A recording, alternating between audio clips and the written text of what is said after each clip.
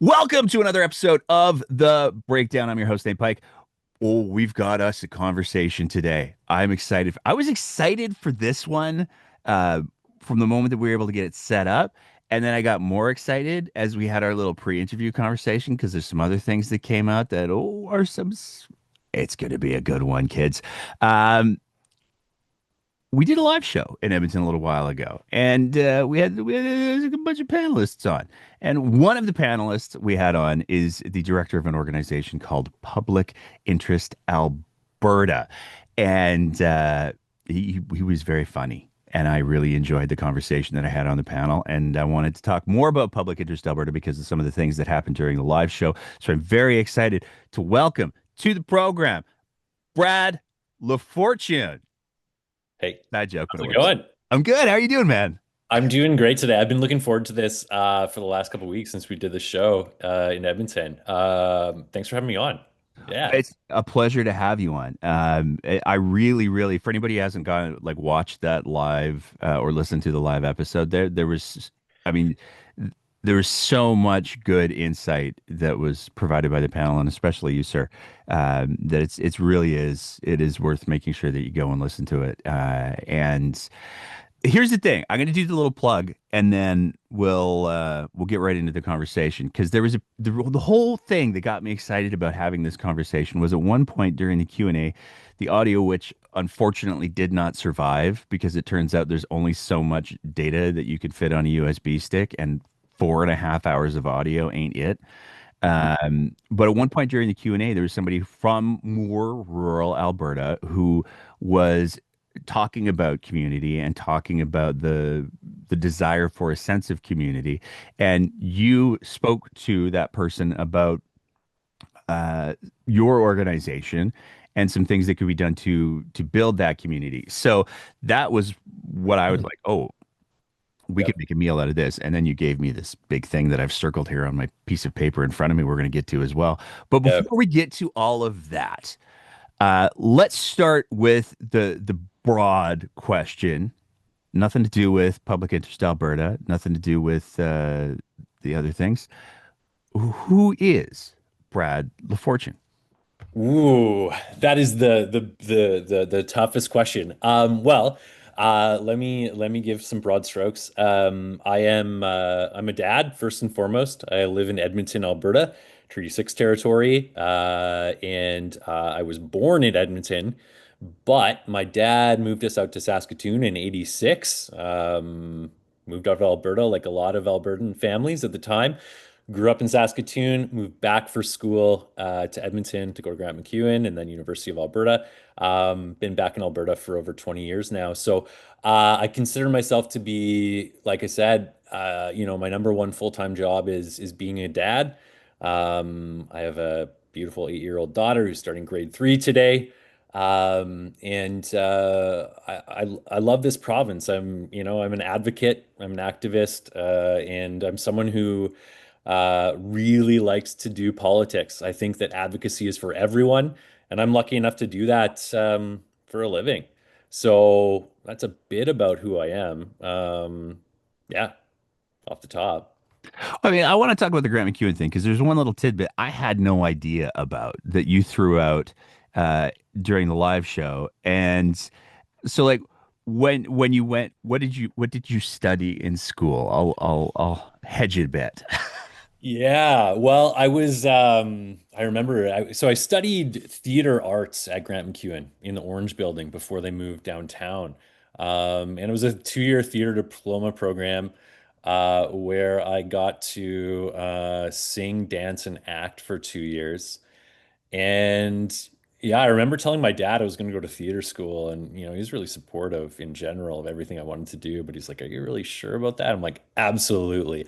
And Grant MacEwan was the best theater arts program, west of Toronto, and still is. It was a great place to go to school. I learned a ton, met a ton of amazing people who are still doing, not only fringe shows and dinner theater, but like playing at the Citadel and touring around. And so it was really high quality. I loved it. But it's not an easy profession. Kudos to everyone out there who's making it work as an actor. But I kind of moved on to other things, but really was formative for me, and I loved my time at the Orange Hub. It was amazing. Yeah, Super nice facility. Um, so next question from there. How yeah, did you go from theater work or an education in theater yeah. to, I mean, there tends to be in the arts, we've seen a little bit of it this week from a certain Canadian writer. There is a tendency to for the arts to push back on the politics and social issues of the day. It tends to be a bit of a mirror that gets held up. But how did you go from like a theater arts to the role that you're in now with Public Interest Alberta? Yeah, I mean it's a pretty like long and winding road, and I think that for me, I'm someone that always just kind of like looks maybe the next 5 steps in front of me. I love doing theater so much. And what I loved about doing theater is that you got to be and try to do something different every single time you were in a show. So, you could be playing Shakespeare one week and then, Titanic the next. And it was really creative and liberating, right? You got to do a different thing all the time. So I love doing that. Um, I always always loved, in addition to, getting ready for a show, the academic side of things too. So we would sit down and talk about literature and plays a lot as well in that program. And I decided I wanted to study stories and literature and political science, just kind of as a natural extension of that a little bit, but always with a strain of like, okay, how do the stories that we tell, whether it's through theater or literature, also, shout out to that Margaret Atwood piece. That was amazing. If you haven't read it, check it out. It's so powerful. But that stories shape our understanding of obviously of who we are, and how we engage in the challenging moments that we're facing. And so I think that it wasn't so much that I wanted to be an actor and be on stage, although I loved that. It was pretty good for my ego at the time when I was in my 20s. But more than that, I think what I loved about theater is that it was a way for people to connect with the world around them and to shape the way that we understand things and to really ask the tough questions about who we are and where we're going and how we relate to one another. So always pretty like political, not heavy, but like serious in that sense about it. And then I found that like just exploring the history of literature was something I was really interested in. And it just kind of shot off, and like, okay, now we can start talking about history, and we can start talking about like, stories from real people and, what they're doing in their community to try to change it. And make it better. So it was always kind of like just about people, I think, for me. I ended up going back to the U of A, took my sweet time. I was studying political science and cultural studies and English literature, all of those big, bad,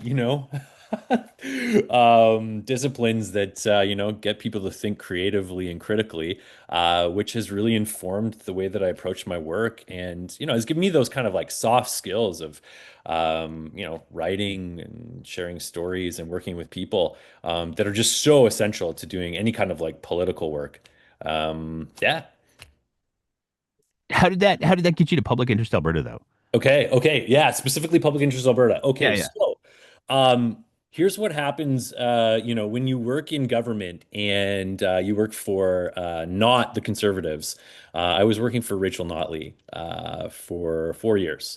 And I got to do some really cool stuff. Like, I won't go into the details of the legislative changes, but every single piece of labor legislation was left untouched by the Notley government. And I was lucky enough to be there working on that and supporting my boss, my minister, Christina Gray, every step of the way. And it was an incredible experience. Okay, and then the election happened, the NDP lost, and we were all fired on the spot. Not just the politicians, but everyone who worked for them, right? So I found myself unemployed in 2019. I worked for an advertising company doing some creative sort of agency work on campaigns for nonprofits and unions. It wasn't the perfect fit for me. I wasn't really a business guy. I didn't love doing the sales and the biz dev kind of hustle. And at Public Interest Alberta, there was an opening for a new executive director. I threw my name in the hat, was lucky enough to get the job. And the reason why I wanted to do it, how I decided to even put my hat in the ring was I did the partisan thing, and I learned a ton about how ideas become, policy and legislation and how to work with stakeholders. And I really, really loved it. But I believe in advocacy in between elections. I think it's so important. And I think our democratic engagement in Alberta isn't what it could be. And I wanted to work on that. And so this opportunity kind of just came. A friend called me up and was like, "Hey, you should apply for this." And I thought, I don't know if I want to like lead up a small organization that's, putting a target on its back every day with the UCP. But then I thought about it and I was like, that's exactly what I want to do. So, it's been fun. I've been there for over 4 years now. And, we're small, but I'd say we punch above our weight. We only have 3 staff, but we have hundreds of members across the province. And the mood is really shifting. There's still a lot of fear, frustration, and exhaustion, quite frankly, in the advocacy community, as and you talk about, Nate. But also, I think that there's something building. It's not new, but it's becoming a little bit more palatable, I think, or tangible, which is like a growing confidence that this UCP kind of monolith isn't unshakable. And you see Thomas Lukazik working on his thing with Forever Canada. Your podcast and like your whole project, right? Corrupt Care, all of this stuff, I think is coming together and it's showing that I think change is possible. And I'm really, really hopeful for the future in a way that, I don't think a lot of people have been for a while. I'm really feeling that. And so it feels like a perfect time, I think now more than ever, to get involved with advocacy. And so we got a lot of wind in our sails, and I'm super excited about where things are headed.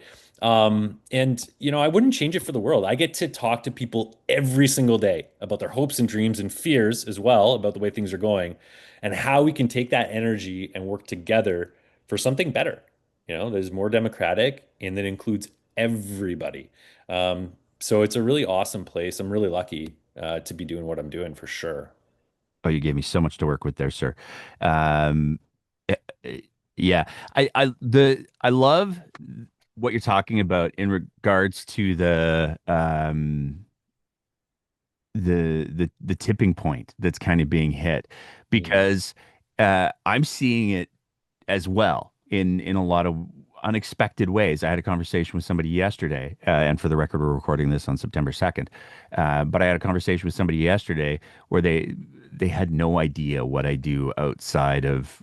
They didn't know that I do this because Mm. I'm not like somebody who I wear this shirt. I don't wear this out in public. Because that's just it feels crass. But they were like, "Oh, so what do you do with your spare time?" And I was like, well, I dabble in provincial politics a little. And they were like, "Oh yeah, I try, I try to follow, but it's just it's so hard to stay interested because there's nothing really going on." And I was like, "Let me tell you about the last week." Uh, but by the end of the conversation, like I listed off two or three mind-blowing things. Yeah. Um, and I was like, well, let's start with Margaret Atwood. Do you know who that is? Oh, yeah, she wrote A Handmaid's Tale. Yeah, Alberta's on her shit list right now. Let me tell you why. Um, and by the end of the conversation, they were like, I had no idea. I need to be paying much closer attention. And I think that there is this product of living in a somewhat stable democracy where there is oh, we're okay. I don't have to, we've got these people that are doing the things. I can take my hands off the steering wheel. And I think that what we saw coming out of the pandemic was a bunch of people go, I'm gonna be loud and angry because I can't go to Boston Pizza. Um, and there's now the reciprocal is starting to play out where there's a lot of people, and I think we see this with Lukasik's Forever Canadian. There's a lot of people who are like, no, I'm we got to start doing the work of civics Mhm. again, which I think is really really exciting. I want you to talk about what Public Interest Alberta does. So, like, it's a thing that does Stuff. Lots of stuff. We do. Okay. So Public Interest Alberta does advocacy. And I'll talk a little bit about what that means and we'll go into it. Um, it is an organization that was founded to be a counterbalance to the forces on the right, if you want to go with that kind of spectrum analogy of the Canadian Taxpayers Federation, the Fraser Institute. And for, I'm assuming people who are tuned into this know those organizations for better and for mostly worse. But they're organizations that receive a lot of money from vested interests to promote ideas of privatization, cuts to public services, and the sort of, continuation of, Reaganomics and Thatcherism that started in the 70s. And about 20 years ago, some very visionary people, including a gentleman named Noel Somerville, who actually just passed on in the last couple of weeks, who was really, really integral to founding the organization. Um, got together and said, okay, well, where's our space? And so, what you're saying about that space and just giving people an opportunity to feel like they're connected to something is like the first and most important step. So, PIA kind of was a response to the fact that we didn't have an outlet beyond political parties for that alternative, to focus on public services, public institutions, and public spaces.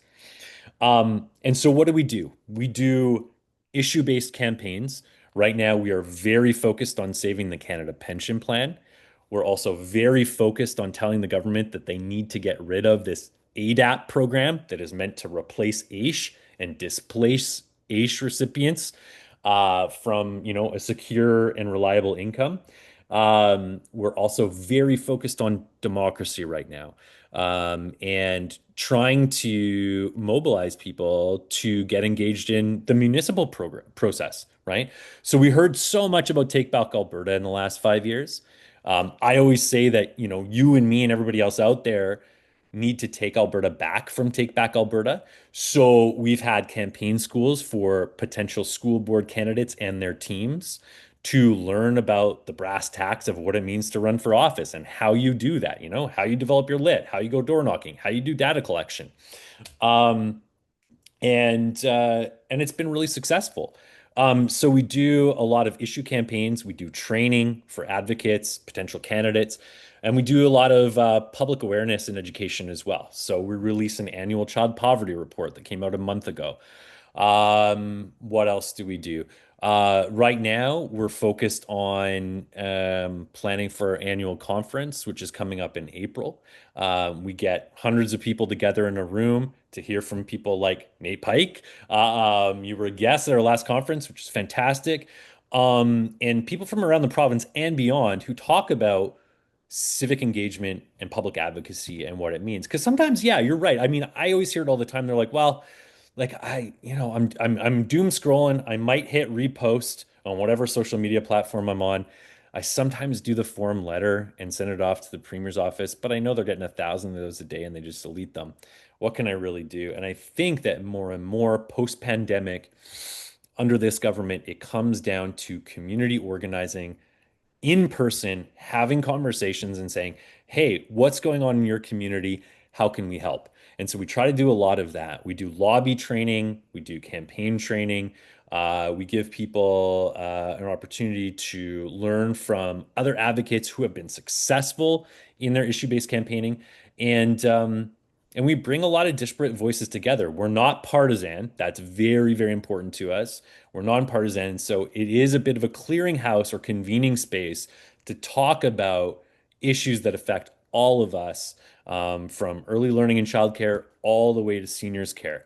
So we have 7 priority areas and we have task forces on each one. So I would say it comes down to education and awareness, issue campaigns, training, and then generally just a community of people who are like-minded and really support one another across the province in fighting back and resisting this democratic backsliding and attack on our rights and our public services and institutions. There's a lot of community there. There's kind of like the softer stuff, but I think that it's actually absolutely the most essential piece of what we do. at Public Interest Alberta because let's be honest, it can feel pretty alienating doing what we do. Talking to a screen, every day, getting out there and yelling at the legislature with 50 of your closest friends every week. But what we find is that there's a lot of folks out there, not just in Edmonton, not just in Calgary, who are looking for outlets and ways to organize to resist what the UCP government is doing and also to build an alternative because that's what it's really about. Like Alberta can be so much better than what it is today. We can afford nice things and we can support vulnerable students and build a world-class public education system like we had before the UCP started cutting it, and so on and so forth. So, um, we do a lot of things, but we really focus on the education and advocacy side of things first and foremost. Yeah. Again, you gave me so much to unpack there. And But I mean, I think the community piece is really, really important because, going back to that whole, I don't want to use the word complacency yeah, because that has almost a negative implication to it that I don't know is appropriate. yeah. Um, and I think that there has been, there's been a period where things haven't been.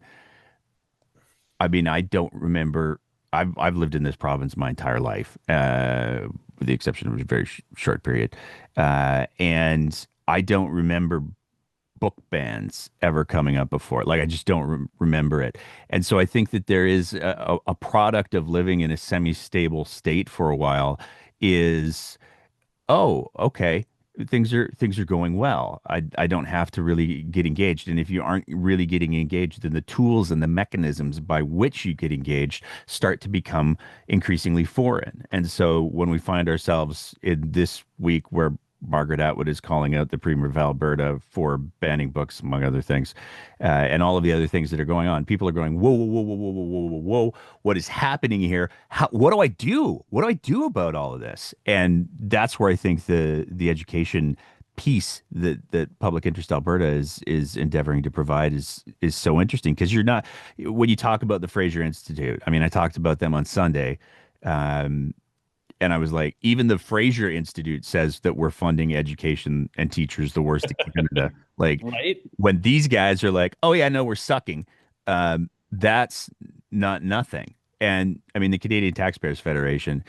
One of the things that I've always wondered about is on the right, it seems like you can, and I like to use the word profitize, uh, Mm, lots of things. So if you want to be, I don't know, build a coal mine or something, it's pretty easy to find a right-wing advocacy group that will be like, yes, I will take your money and we will talk about how coal is so good. I bathe in coal every single night before bed. Love the coal.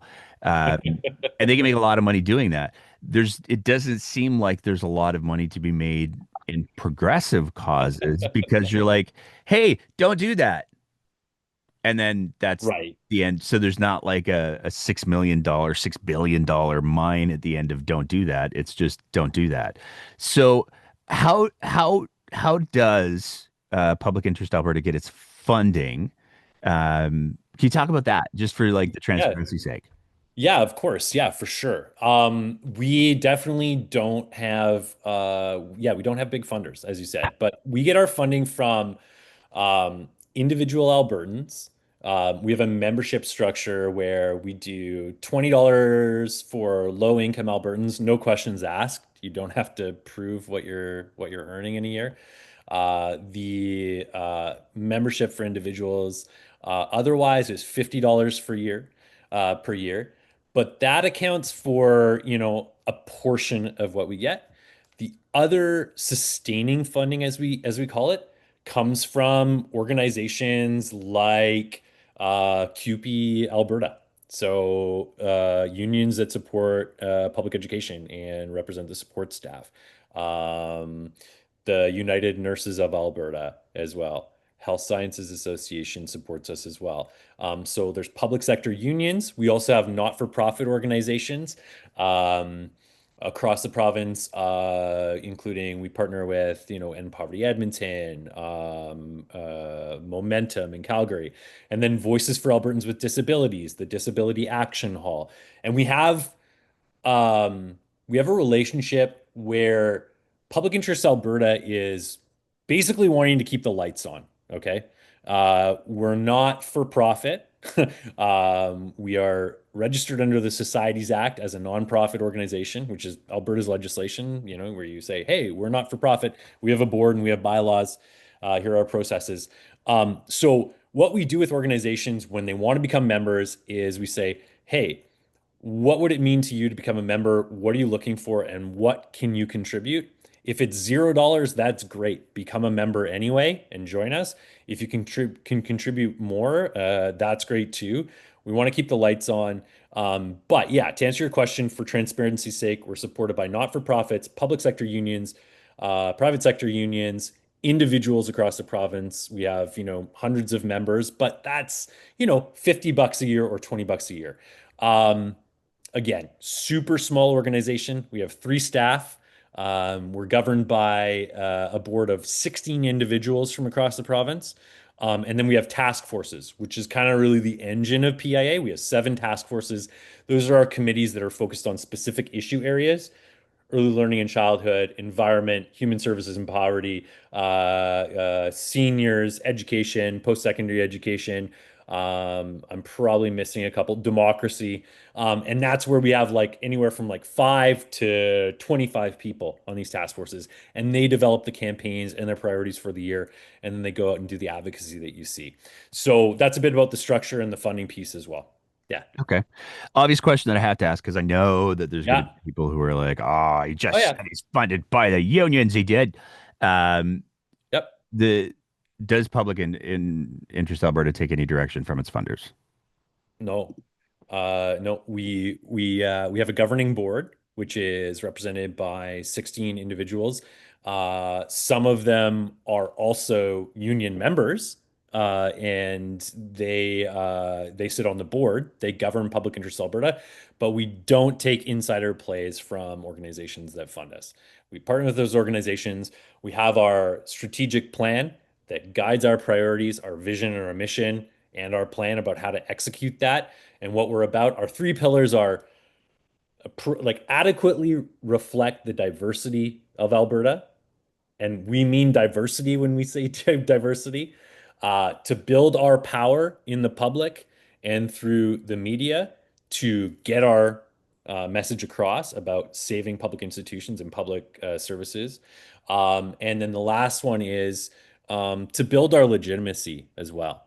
And so we work with organizations like the Parkland Institute, and Poverty Edmonton, I mentioned as well, and other organizations that have a really strong history, and rigorous, processes and good research to put out evidence-based advocacy and policy that will stand up to scrutiny. Now, of course, people do say, like, I think it was the health minister's chief of staff a few months ago when we were down in Red Deer was like, "Oh, this is a guy who used to work for the government, the NDP government." Yeah, that's great. You can Google. Sure, I used to work there, right?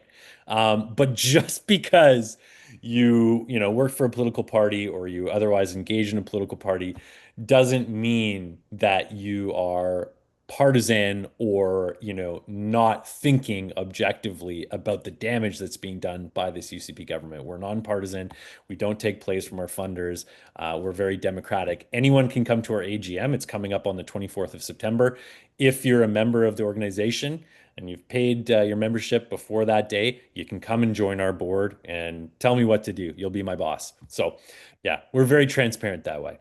Okay, perfect. I just wanted to get that out of the way because I knew that as soon as you said the union support, there were going to be some folks, maybe press secretaries, I don't know, who would immediately, oh, I see they're funded by the unions there, Yeah. and let's just square that out of the way. You listed Well, off a lot of things. There's one thing I want to focus on before we kind of move on in the conversation because I do want to talk about the community outreach part, yeah. especially to rural Alberta, because one of the things that I personally don't like, to be eloquent, is I was born in I was born in Edmonton, but I was raised in rural Alberta. I lived in northern Alberta and rural Alberta for most of my formative years. And the schism that exists between rural and urban Alberta is unbelievably heartbreaking to me. And I see and I know because I lived there.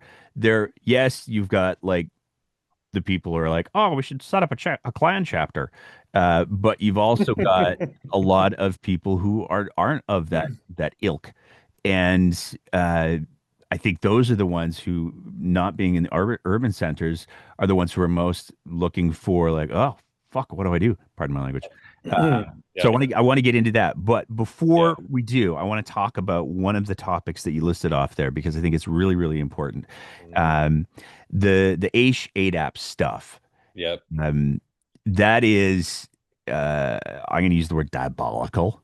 A move by the provincial government, and I love the way that you framed it in that it's a way to shed some of the people who are on AISH currently and move them over to this new program. So it's a topic. I mean, this is one of the challenges is like in any given week in Alberta, there's like five, wait, what? And it's not just like, wait, what? It's like fully I loud, know. wait, what?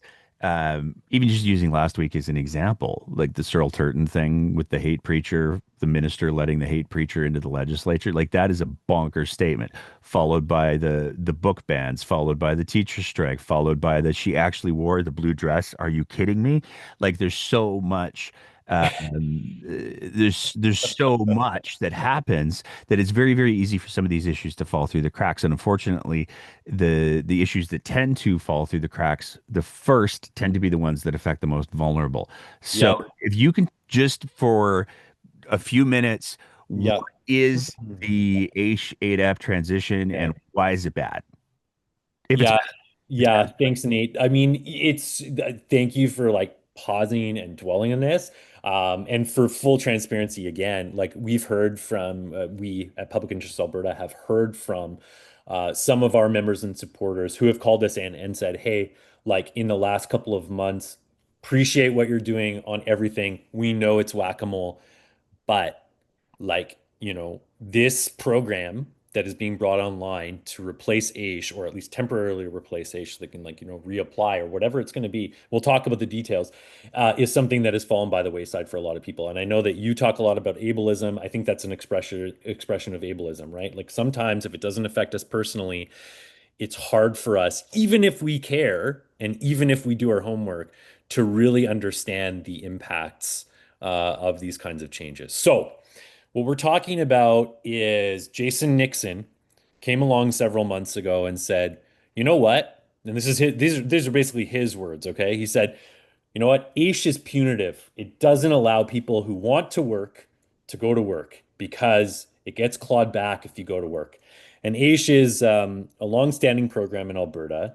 I think it's, from what I understand, and I'm relaying what I hear from community, is that it's not perfect and it's far from it, and it needs to be reformed in a very careful way with direct input from people who are on AISH. Okay, first and foremost, it's assured income for the severely handicapped. Okay, that's what they call it. We call it AISH, and it means that people who are unable to work or who have significant barriers to work and to earning an income will have an assured income every single month that comes in and is meant to make sure they can make ends meet.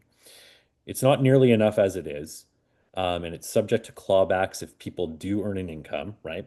And also, the threshold for a lot of years was falling behind the cost of living increases in the province. Okay, so that's Ish as it was. Jason Nixon comes in and says, "You know what? We want people to be able to work. I really believe in work, and I'm hearing from people who just want to be able to work, and Ish isn't letting them work. So we're going to have a new program called ADAP. I can't even remember the full acronym. Nate, I don't know if you got it at your fingertips there, but anyway, it's a new program that will, according to Jason Nixon, provide an assured income, and also allow Albertans to work more hours and therefore earn more overall income every month so that they can afford, you know, their rent, their groceries, etc., the cost of living. Sounds good in theory, doesn't it? But in practice, what is happening is there is so much chaos happening right now. And what they're saying is that individuals will have to apply for ADAP. Then they will go through a process where they have to prove that they cannot work. Okay. And we're still figuring out what the details mean, but it sounds and looks like people will have to go to doctors that are approved by the UCP, and pay for those assessments themselves. So, I've talked to a very close ally and advocate who is currently receiving AISH, who said, I don't think I'm going to be able to go to my GP, who has a relationship with me of 20 plus years, who will be able to say very easily, this individual is on AISH and deserving of AISH by the standards and ADAP, if that's what they want to call it. Instead, they're going to get people to go to doctors they don't know and who, many people are concerned will be influenced um, by sort of I would say, sort of a passive encouragement to be very stringent in their assessments of employability. Now, what's really concerning is, and we've heard this from advocates, is that once you're deemed to be employable, it doesn't matter whether or not you have a job, okay? Whether or not you find a job and you're earning an income, you are employable. Therefore, you don't need that assured income on AISH or ADAP, okay?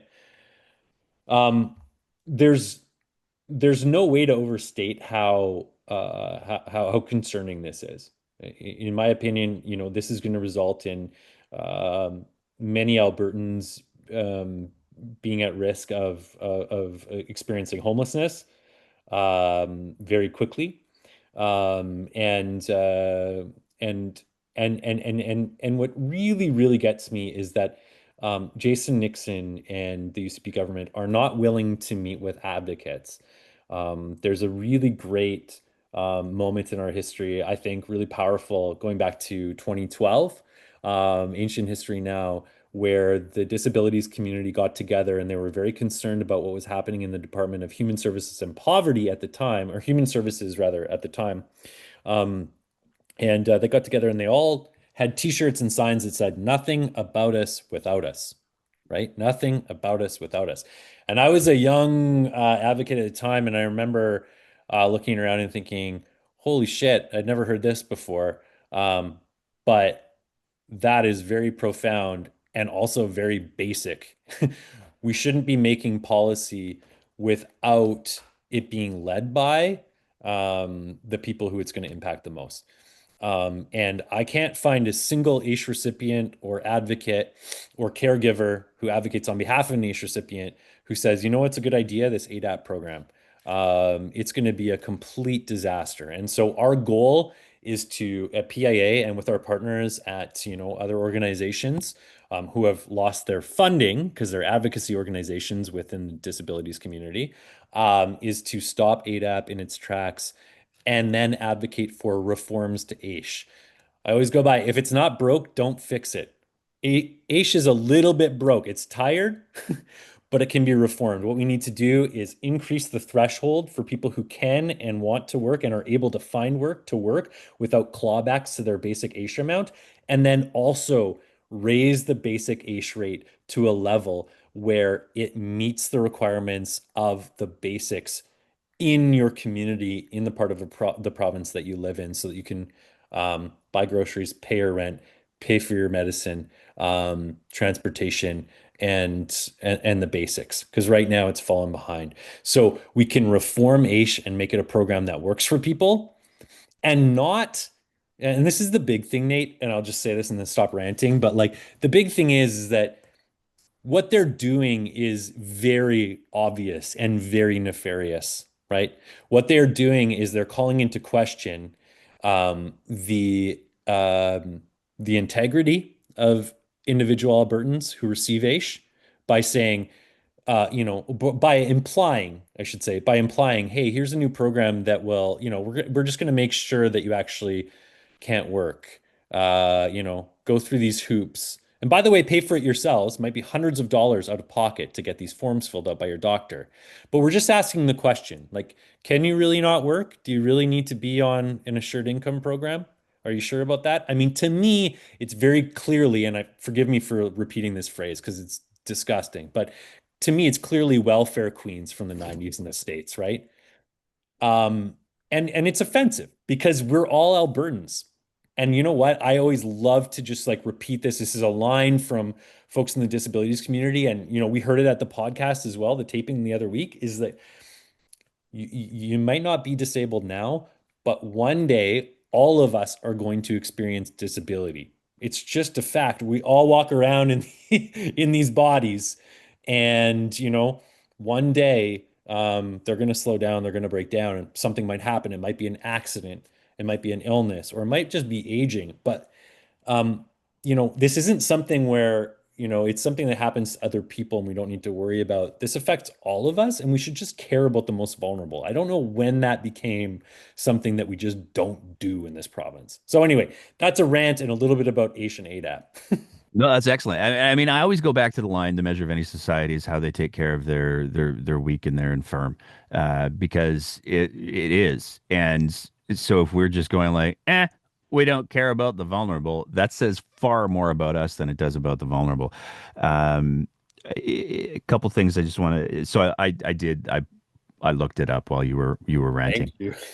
It's the Alberta Disability Assistance Program, and even the language there is to me it betrays itself because we have AISH, which is assured income, so you'll get the money. It's cool, and now we're just we will assist you.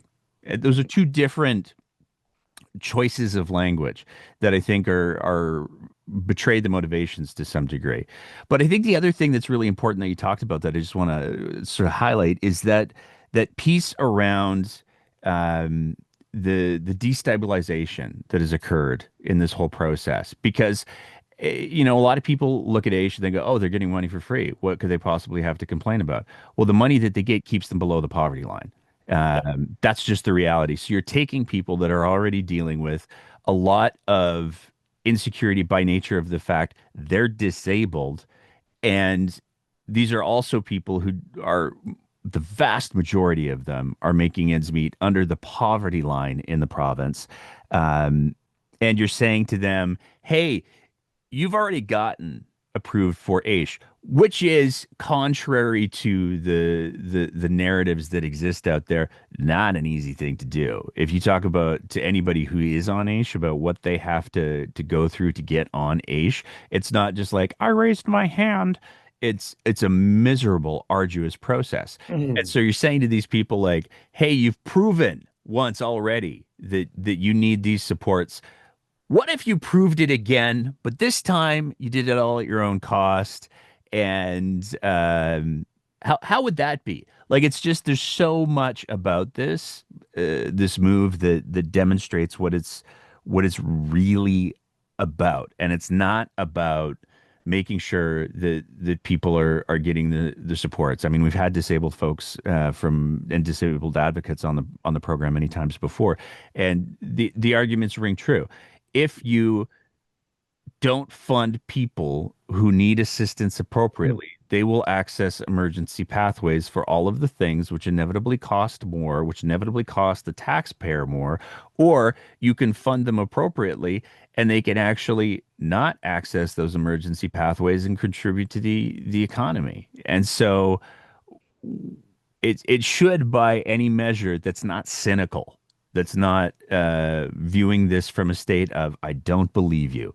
Mhm. It should by any measure be a no-brainer, but It should be a no-brainer, and it's sort of, it's like, so the process is going to be, not only is AISH leaving people living in poverty, to your point, like $200 to $300 to $500 lower than the poverty line in different communities across the province, but we're going to get everyone to apply to this new program that, as you say, is an assistance program, not assured income, right? So it already tells on itself there. Um, leaving people in even a worse position if they apply and are approved for ADAP. But if they're only partially approved based on the assessment by a doctor that they don't know, saying, oh, you could work 20 hours a week, that will then be clawed off of ADAP, whether or not you have a job. On top of that, the Canada Disability Benefit is not going to go to recipients, right? Like they're already clawing that back. The destabilization, the fear, the indignity of it as well. It's just, it can't be other than, these are folks, including Jason Nixon, who don't seem don't seem to care about the experience of their fellow Albertans at all, right? At all. It's more than disgusting. So I don't know. Yeah. I mean, what we're trying to do, and so what people can do just really quickly is if they want, go to Public Interest Alberta, sign up for our newsletter. If you want to become a member, become a member. We're going to be rolling out a campaign in the next 2 weeks saying axe ADAP and fix AISH, very simply. And we'll be talking to people across the province who experience this directly. Because again, we can't do any of this without the people that it impacts the most. They need to be front and center and leading the charge here. One of the other things, and this sort of segues into the last thing that I really wanted to get into here, is, and again, I think it aligns with the, and thank you for going down that rabbit hole with me there. But one of the things that I think is a recurrent theme of this government is, and it's hard. It's difficult because I try to live by the maxim, never attribute to malice what you can attribute to incompetence. But Mhm. there are some days where it's so clearly malicious. Like, and we see this even with their communications. The breakdown recently had a run-in with, and they dragged me into it as well, like on a personal level, which I thought was petty, to say the least. But with a couple of press secretaries from the education ministry, where they decided that they were going to be very clever, air quotes, trademark, I'm being sarcastic, and try to go after the breakdown and go after me, which is a bad look for any government, I think, to go after private citizens and to go after, well, I mean, a public citizen, but like to go after media. That's a bad look. So if you're going to go down that road, you'd better have something.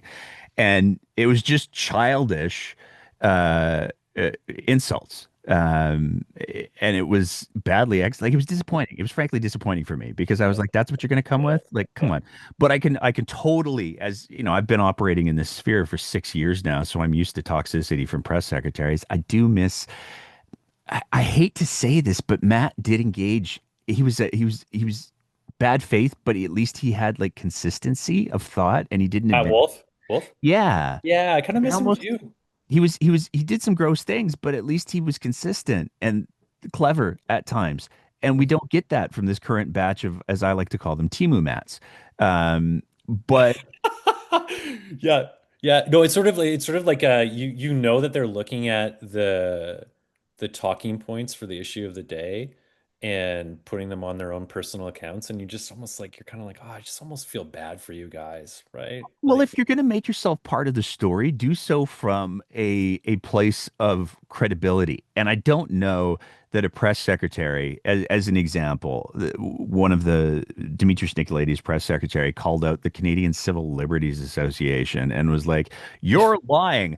We won't see books like 1984 and The Handmaid's Tale get banned by any school boards. This is a blatant lie." And mhm. 2 weeks later, boy, that aged well.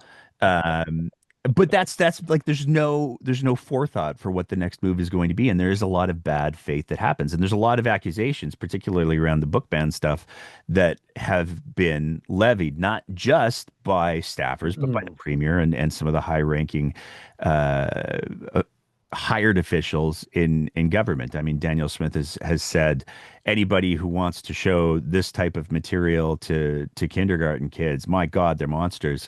And I would agree with that if anybody was doing that, but nobody is. So what are we talking about here? But I'm just going to turn it over to you right there. All right. So I, I don't know if I took my lead from some of the bravery that we've seen exhibited by, yourself or the former CEO of Alberta Health Services. I've never ever responded legally to this kind of thing before, and I think like you, I'm kind of used to it. I'm not out there as much as you are in these spaces, but I use my name and I do put my opinions out there. And I work for an organization that does try to, get into the ring in good faith. So on August 28th, after I and several other people received a draft list from the Edmonton Public School Board, which was complying with the regulation written by the Minister of Education about the criteria for book removal from K to 12 classrooms or K to 12 libraries. I put out a statement on X, okay? And I'll just read it really quickly. I said, here's the list we received today. It includes true masterpieces of literature, humanity, and art. True. School boards must reject the UCP's directive, and it's incumbent on all of us to proclaim the freedom to read. Okay, and this is a list that I quoted, and it shows books like Aldous Huxley's A Brave New World, The Handmaid's Tale, Maya Angelou, like Margaret Lawrence, Alice Munro. One of my favorite books when I was a teenager, The Perks of Being a Wallflower, which was just an amazing coming of age story that really, really helped me out when I was confused and figuring out what was going on. Um, it's not smut, it's not pornography. It's a really long list of works that are complicated, beautiful, artistic, and include themes that need to be age appropriate. But we're talking about, kids from the age of 5 to 18, like, right? So this list is absolutely ridiculous, but it was drafted in compliance with the ministerial order. Okay, everyone knows this. So then, like, I don't know what it was. Same day, Rob Anderson, who everyone probably knows and loves here in Breakdown Land. He's the Premier's Oh, chief he's of staff. Yeah. delightful human being. Always deals in good faith, never in bad. Never in bad faith. No. So he tweets back, he quote tweets, and he says, utter nonsense and lies. The GOA directive bans explicit pornographic material from little kids at school. This list is not from the province. And then he goes on to say, it's shocking and disturbing the lengths some adults will go to and the lies they will tell to share pornography with young kids. Gross. And he posts that with a quote tweet of my original post, and it's been seen now over 43,000 times. I mean, it didn't do massive numbers, but it's out there on X. And I had a friend reach out when they saw this, and he's a lawyer, and he said, "Hey, like this is defamatory, and it's malicious, and it's disgusting, right? Like you should consider what you want to do here because it's he shouldn't get away with that." And to me, I thought I paused and I was like, "Geez, you know what? Like it didn't even cross my mind because I'm so used to this level of discourse, which is like." Right down in the muck every single day. It's disgusting. But then he's like, no, listen, like this is defamatory. And also, it's from one of the most powerful people in the province who is stirring up a base, who are then making responses like, check this guy's computer. He's obviously a pedophile. Don't leave him alone with kids. Just outrageous, disgusting stuff. And I thought, you know what? I'm gonna try to not let him get away with it. So we served him on Labor Day, and we're gonna give him a few days to apologize and post a full apology to his X account. Otherwise, we're gonna escalate. And so, that's news I haven't shared with anybody yet. It's a little bit nerve-wracking, but at the same time, I believe, we cannot let people like Rob Anderson get away with accusing people of this kind of thing because well, for a number of reasons. Number one, it affects people's reputation, right? Like I am a father. I do engage with the community. I am looking forward to being involved in my kids' school this year, like I was last year and the year before. It's outrageous at a personal level, but beyond that, and more importantly, this puts a chill on people, right? This puts a chill on people because nobody wants to have that floating around about them. Um, but this is a guy who gets away with it and has gotten away with it time and time again.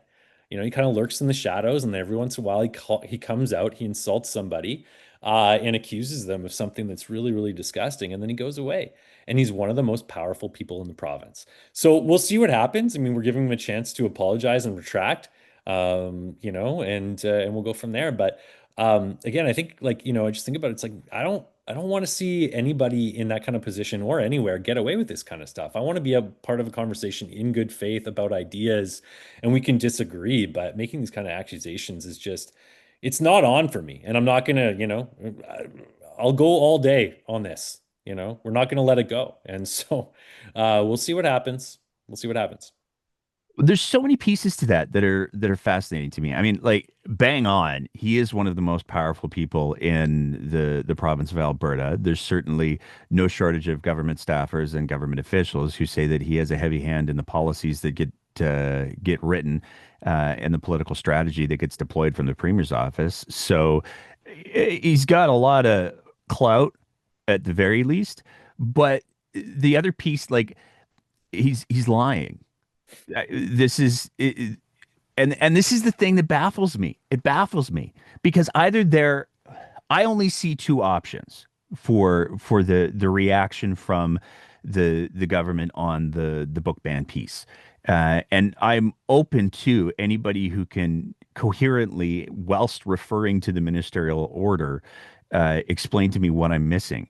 Because their whole thing is like Danielle Smith, that press conference was just surreal because she was like, oh, no, no, we only meant images. But Mhm. also, yes, we meant books too, because 50 Shades of Grey Mhm. shouldn't be in schools. It's not in schools. I guess the school boards are doing a good job. That's why we needed to make this order. And it's like, what is even What? happening here? And by the way, everyone's going to have to read The Fountainhead by Ayn Rand now. Like what? Or should? It's Atlas just Shrugged. Atlas Shrugged bizarre. was the one that she Atlas wanted, Shrugged. Thank you. which also still meets the criteria. Like, there's been no shortage of journalists and Right. pundits and academics who have been like, would you like to see the passage that disqualifies it? And like I said on the show on Sunday, if I was to simply say, his hand touched her breast above her shirt, that is, by the ministerial order, explicit sexual content. Um, I mean, I don't think it Yeah, is. yeah, yeah. But by the order, that is explicit sexual content. And then Rob Anderson goes online and says, "You're lying. It bans explicit pornographic material from little kids at school." Well, no, it doesn't. And so there's this confusion. They're going back and forth. But if you go to the order as it's written, EPSB was complying with the order, not 100%. viciously, not to embarrass Premier Danielle Smith or make her look bad, but to follow the order.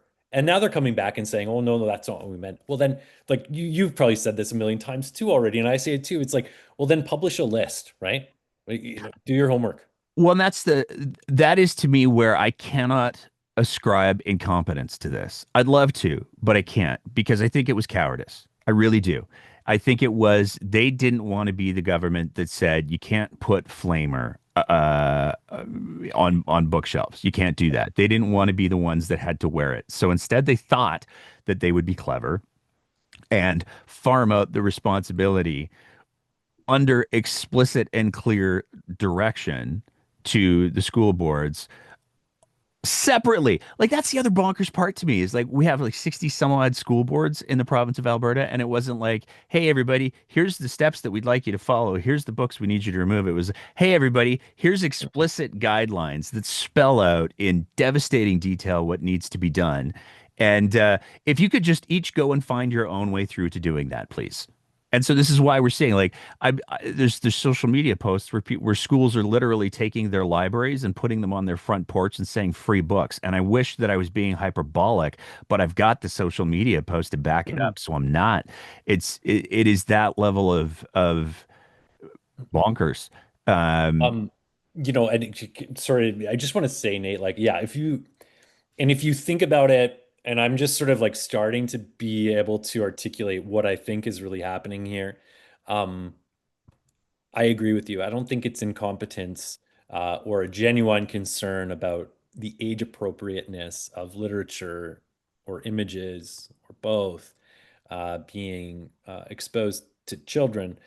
I think it's about controlling young minds and making them into, attempting to make them into compliant Albertans who agree with this ideology, which is in force essentially. It's the dominant ideology, even though I don't agree that it is the major ideology of most Albertans. Um, and they know that public education and education is a way to, in the long term, shape the minds and the thought processes and the hearts of people to be more compliant, you know? And And cruel. yeah, and indifferent to the suffering of others, and angry, and self-centered, and easier to mobilize to blame the other, the more vulnerable. Um, it's part of a longer project, and I'm not nearly going to I can't put it as well as Margaret Atwood does, and did just the other day, and in so many of her works, but. Um, to me, this is very deeply ideological and part of a larger project. So, just starting to kind of like, I think we need to start calling that out. And we talked about this too. This is a government that isn't your parents' PC party, obviously. It's not even No. Jason Kenney's UCP. This is a deeply, deeply authoritarian, and ideologically driven party that wants to change the very sort of stuff and nature of what it means to be an Albertan and a Canadian. And we're seeing that play out in ways that they don't want to really take credit for or be on the front of with this book ban. They want the school boards to do their dirty work for them, but to the same effect, which is to deprive young Albertans from being able to learn how to think critically and engage with things that happen out in the world and on the internet in literature. It's very, very dark to me. Very dark. To me, the two pieces that are most fundamental and that should be disqualifying for somebody in Rob Anderson's position, and I say this as a podcast host with all of the authority that comes with that, but there's a piece of leadership from the top, Yeah. and he is the highest ranking unelected official in government. There's no getting around that. And so when he comes out and he behaves in this way with no expectation of being held accountable by anyone, apparently including the premier, there's an implication that the premier endorses this kind of rhetoric and behavior, and that's terrifying. But the other piece of it to me that's really significant is over and over and over again through their communications and through their policies, the UCP has demonstrated that they're okay with being mean. And Yeah. that to me is the most like I go back to the NDP and they made some dumb moves, like the whole outhouses in farmers' fields thing. That was stupid. That was a poorly thought out policy. That was like again, but I don't think that there was malice. Mhm. I Again, I go back to that. If you can ascribe it to incompetence, then do that. Yeah. And so I can look at that and I can go, well, that was poorly thought out and probably a little bit incompetency. But there was no malice, there was no meanness in it, and the tone and tenor that comes from all of the not all. Let me be fair. There's some people in government who are less mean. But the tone and tenor that comes from a lot of these folks who are choosing to be public facing in their position is mean. It's just mean. And that to me is really alarming because when you have that level of comfort from subordinates like press secretaries and policy advisors of being mean, Mhm. Mhm. when you have that, that is something that is endorsed all the way up the chain, and that's something that I think that Albertans should be paying very close attention to. Um, Do you remember do you remember when the NDP won, and I think it was within a matter of weeks, and there were websites popping up from Ezra Levant saying, fire Dancy, fire Mitchell, fire so and so. And these were chiefs of staff and press secretaries, mostly chiefs of staff, maybe all, in fact, but people who had, maybe had some trouble in the past, sealed court records that then, somehow ended up in the hands of Ezra Levant, or people who, used to work for organizations that, were environmentalist, like Greenpeace. And they came for these people personally. It impacted themselves and their families, and it was really vicious. On the flip side, internally, I worked in that building and we had meetings, and I remember this, Chief of Staff at the time, Brian Top, who, is a brilliant, brilliant political strategist, um, and someone who, I learned a lot from in terms of how to represent your office and the government that you work for at the time. And he said, when you're on the internet, when you're meeting with stakeholders in the building, when you're out for dinner with your friends or family after work, you are always going to be perceived as representing Rachel Notley and the NDP government. I'll never forget that. And so I just didn't tweet when I worked there Right? because because I have thoughts and opinions that Brian, my boss, probably wouldn't have appreciated in the context of working for one of the ministers in Rachel's government. And again, mistakes were made, as Redford would say, in that government. Of course, no government is perfect, no person's perfect, but the shift in, I mean, I would call it, it feels like bullying a lot Yeah. of. Oh, it is. It 100% is. And I mean, I go back to as much as I'm like joking about, I kind of miss Matt. I mean, he did um, his discourse in indirectly or directly, as I choose my words carefully, led to people leaving the province. That's just a statement of fact. Those people said, I left the province because Matt Wolf posted pictures of my kids on the internet. That's just the reality. This and again, I think that one of the things that I struggle with it is there is a lack of respect for the positions that they hold. Um, I say dumb stuff sometimes on the internet or edgy stuff on the internet because I'm an acerbic podcast host. That's what I do. That's the position that I hold. Um, I don't know that the executive director for the premier's office gets to treat his office or his position with the level of disrespect that he's treating it. So good for you, is the moral of the story. Thank you, sir. We'll see Um, what happens. well, there's got to be some accountability. Like Hmm. when people look at, oh, the breakdown posted a picture of Daniel Smith in a blue dress or something. I mean, it's real, so I don't even know what you want from me. But they're doing commentary. How dare the commentary people do commentary? Like, what did you expect was going to happen? What did you think? It's, but I feel like there should be a higher level of the standards should not be the same for somebody like me as they are for the Premier of Alberta or a press secretary for the Minister of the province or the executive director of the province of Alberta. The standards should not be the same. They should at the very least be aspiring to a much higher level. And I will tell you with 100% confidence, the way that I comport myself on this show versus the way that I comport myself in my other job, totally different Yep. because that's what the other job demands of me. And if you lack the basic ability to recognize that, I don't know what you're doing in that role, is all I have to say about that. Yeah, and I'll add one more thing, Nate.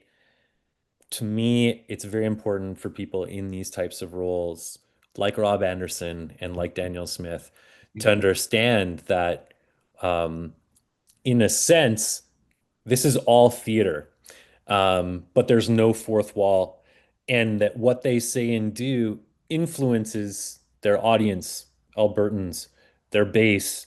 And we hear this all the time, especially for women, and diversity seeking folks, as sometimes we say in the lingo, that it's not a safe space to engage in as a politician, as an advocate, as an activist, when you have people like Rob Anderson saying to you, but in a public theater, um, this guy wants to give out pornography to children. Yeah. What does it mean when thousands of people who are supporters of Rob Anderson and Daniel Smith see that and attach it to, someone's name? it's very it's very real. And it can be very, very dangerous. Um, and that's not okay. We have to stop that. And so, yeah, thank you for saying that. But I do think it's incumbent on all of us. And it's really not about me or my reputation, but trying to at least reset a little bit this entitlement to meanness and accusation and bullying that we're seeing just flippantly, right? Like Rob picked up his phone when he saw my tweet about being concerned about banned books and thought, oh, no big deal. I'll just make this accusation. That, like it's got to stop. Well, and again, I go back to if it was Rob Anderson who briefly had his little, he had a podcast for a little bit too. He had to pay a lot of money to get people to view it. I saw the ad ratings. But if it was Rob Anderson, the podcaster, saying something like that, it would still be offensive. It would still almost certainly be illegal.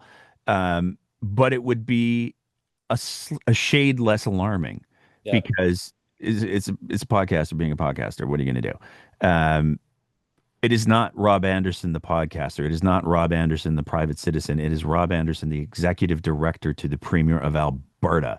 And that to me is the truly egregious piece to it because he is doing that with the knowledge that he has. Like, I haven't seen Danielle Smith say, "Oh, that's a bridge too far. I don't support that." I haven't seen it deleted because Danielle Smith said, "Rob, you can't do stuff like that. That's not okay." I believe the tweet still remains up. And It is. so it remains up with the endorsement of the premier of Alberta, period, end of sentence. And that's the piece that people, I think, need to get. And that's my high horse. I want to end on that note, though, because it's miserable. Uh, Yeah. Here's where I want to end Okay. because you've been very generous with your time. Um, One of the things that happened, and I mentioned it at the beginning of the show, but I'm going to bring it up again. One of the things that happened at the live show during the Q&A is there was a person from rural Alberta who said, um, "Hey, this is tonight's been great." And this was like, I was, I had the feels a little bit when this stuff was going on in the Q&A. I mean, there were parts of the Q&A that were hard because Yeah. there are people who communicate differently than what a lot of people are used to is how I'm going to phrase that. That doesn't mean that they shouldn't be given the space to communicate, which is why I allowed the whole thing to unfold the way that it did. For those of you who are there, you know what I'm talking about. But the one of the things that really I was like, I was not expecting that was the people who talked about the sense of community that they got from being at the Breakdowns live show, which is such a bonkers thing to say. Um, and this person was talking about, hey, like I love this sense of community. I love knowing that I'm not alone. How can we build on this? And you stepped up and you said, well, hey, send me an email because this is what Public Interest Alberta exists to do. Um, so for people who are looking for that community, for people who are looking for building those networks, for people who are looking for identifying the supports and getting the training on how to push back against this dumpster fire, um, where do they contact? What are the appropriate routes to contact? Because I don't want people like blowing up your inbox. But how do people get in touch with you? How appropriately? How do people get in touch with Public Interest Alberta? What is the process? Go. Yeah. So if people want to be in touch, I think first and foremost, I'd just say, please don't hesitate. If you put your hand up or you reach out to say, hey, I'd like to talk about something that I want to advocate for or change in my community, we'll be there. That was a great moment. And I got the feels too because it felt like a real organic organizing moment. And people are like, okay, this is great to listen to Brad rant, kind of. But here's what's happening in my real life, in my community, and how can we address it? So that was brilliant. So you can reach out to us at pialberta.org. That's our website. My email address, and it's my work email, so blow up my inbox as much as you want, is brad.lafortune at pialberta.org. And I always say, if you can get a small handful of people together, even if it's by Zoom, if it's in person, even better, I will come to you and we will talk about setting up a chapter, having a community meeting, having a town hall about the CPP and the boneheaded Alberta pension plan proposal, whatever you want to organize on, as long as it's focused on the public interest, which is focusing on public services and institutions and spaces, we will be there because we don't want people to feel alone anymore. And you don't have to be because you're not, right? So reach out to us. We'll be there in person and we'll make some good things happen. And we'll piss off Rob Anderson and the UCP press secretaries in the process. And it'll be a lot of fun. I mean, that's the big thing, Nate, is that like this is really fun. And I'm not just saying that because it's like, oh yeah, you can have a knitting circle and it's pretty great. Although knitting circles are great. It is actually fun to get together and think, okay, you know what? There's 10 of us with a lot of experience and a big problem on our hands.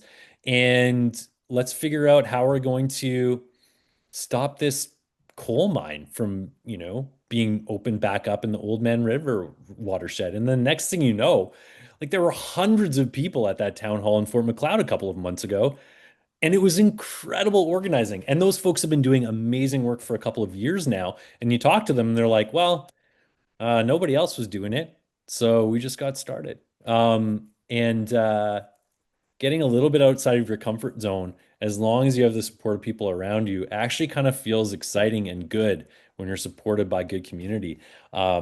So reach out to us. It's not easy to get a hold of us. I will respond to you almost in real time because this is the stuff that really gets me excited is getting out there, especially outside of, Edmonton, Calgary, Lethbridge, where we have more of a presence and more of a baseline there.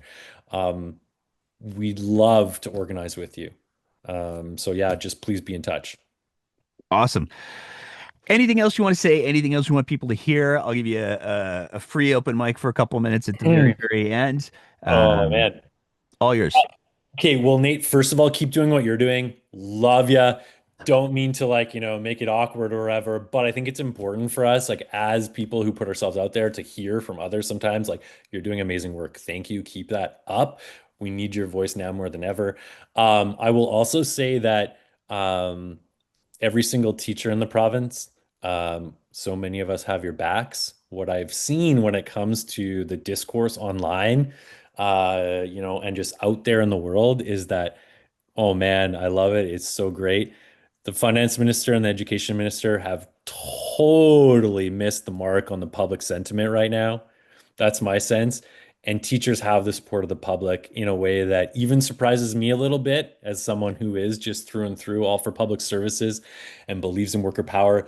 The feedback that we're getting from PIA is like, what can we do to support teachers and show our support right now? So, solidarity with the teachers. You're doing amazing work. We're with you.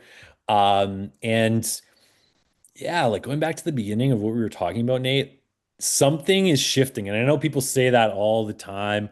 When you're trying to write the perfect like fundraising email, there's something in the air and we just need a little bit more support. But truly, truly, truly, when I see what people are talking about, even just like overhearing at the coffee shop or you're in the cab or the Uber, right?